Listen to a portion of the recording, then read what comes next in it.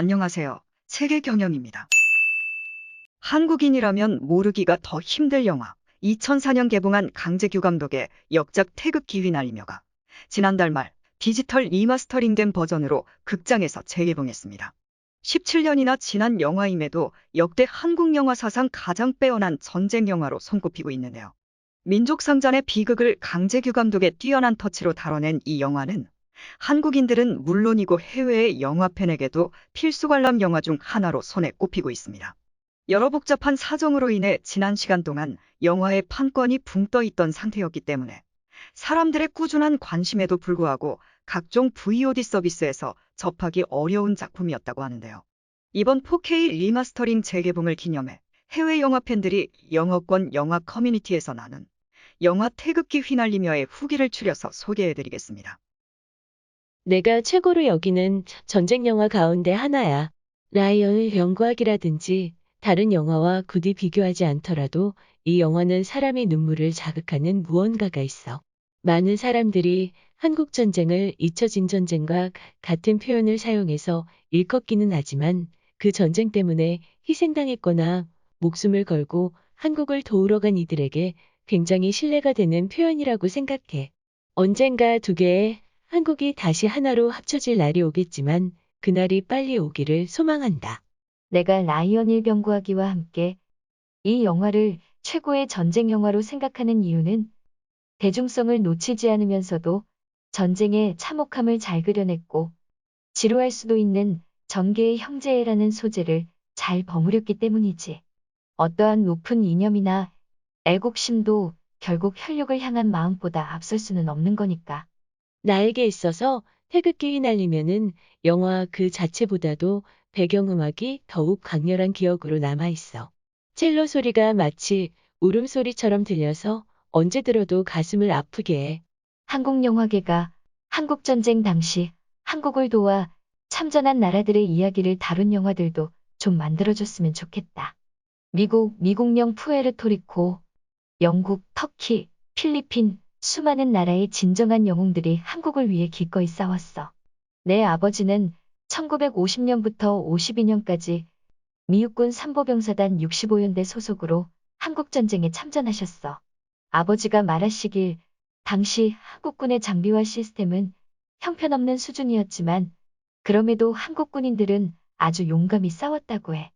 한국이 오늘날 누리는 자유와 번영에 많은 이들도 어느 정도 지분이 있다는 사실을 알아줬으면 좋겠네. 콜롬비아인으로서 우리가 이 전쟁에서 한국을 도와 싸웠다는 사실이 자랑스럽고 언젠가 또다시 전쟁이 벌어진다 해도 우리는 여전히 한국을 도울 거야. 한국은 이런 영화를 만들기 전에 베트남 전쟁에서 했던 자신들의 악행을 먼저 되돌아봤으면 좋겠다. 그리고 한국 해군과 해병대의 훈련 방식이나 여러 시스템은 일본 제국 해군의 것과 굉장히 비슷해. 그러면서 정작 한국인들은 일제를 증오하지. 중국군이 쓴 인해 전술은 정말 할 말을 잃게 만들어. 생명에 대한 기본적인 인식 자체가 저들은 뭔가 다른 것 같아. 장진오전투에서 포위된 15,000명의 미해병대를 섬멸시켜라다가 중공군 48,000이 죽어나간 건 꽤 유명한 사례지. 한국은 전쟁 당시 오늘날의 부산 인근까지 후퇴했던 적이 있어. 지금의 한국 지도에서 본다면 정말 한 기퉁이 정도밖에 안 되는 땅만 남긴 채 버텼던 거지.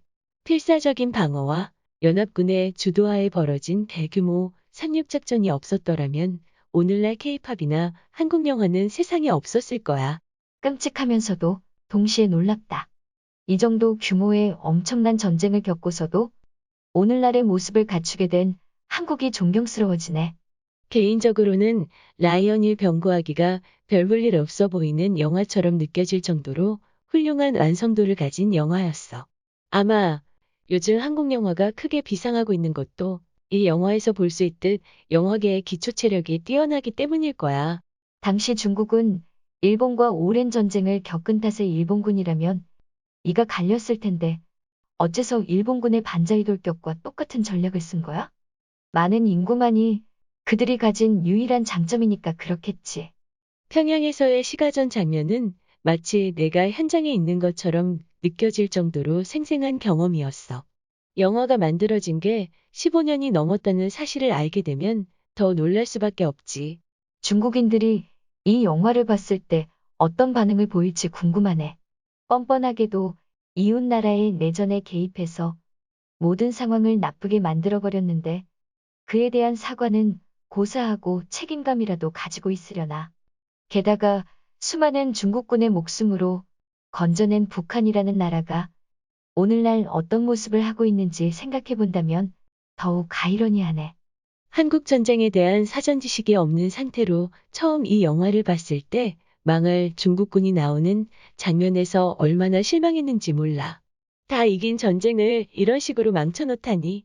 더군다나 중국이 무슨 권리로 한국 전쟁에 개입했는지도 의문이야. 내가 만약 한국 사람이라면 이때 중국이 저지른 일에 대한 원한을 절대 잊지 않을 거야.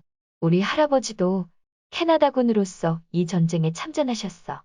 아버지께서 말하시길 할아버지는 돌아가시기 전까지 항상 밤중에 소리를 지르며 잠에서 깨셨다고 해. 그런데도 아버지께서는 할아버지의 그런 행동에 대해서 전혀 불평할 수 없으셨다지. 중공군은 한국전쟁 당시에 필로폰을 자주 투약했다고 들었어. 2차 대전 당시에 독일군도 그랬고, 이라크와 시리아에서 날뛰던 IS도 그랬듯이, 공중지원과 포병, 기갑지원 같은 거 하나 없이도 저렇게 짐승처럼 만세돌격하려면 약물의 도움 없이는 힘들 테니까. 역시 맨정신인 사람이라면 저렇게 자기 목숨을 내버리는 짓을 쉽게 할 수는 없을 텐데 과연 약물의 도움이 있었구나. 이 영화를 지금까지 몇 번이나 봤는지 모를 지경이야.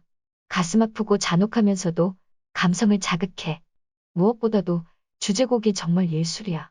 어떤 면에서는 라이온 일병구하기보다도 훌륭한 점이 꽤 많다고 생각해. 비무장지대 인근에서 복무했던 미군으로서 자유와 평화를 향한 한국인들의 정신의 경의를 표한다. 동시에 오늘날의 중국 공산당과 그들의 대외 정책은 세계의 안녕에 가장 심각한 위협이라는 사실을 모두가 알았으면 해. 당장 멀리 볼 것도 없이 작년 이맘때부터 전 세계를 작살내고 있는 게 뭔지 한번 생각해 보라고. 당시의 한국군은 미군의 지원 없이는 유지될 수 없는 조직이었어. 사소한 티복부터 무기, 포탄에 이르기까지 모두 미국이 나눠주는 것으로 버틸 수 있었지. 그렇지만 오늘날 한국은 스스로 전투기와 미사일, 잠수함을 만들고 다른 나라에 팔기까지 하는 나라가 되었으니 한국인들이 지난 반세기 동안 이뤄낸 업적에 놀라지 않을 수 없어. 시청해주셔서 감사합니다. 세계경영이었습니다.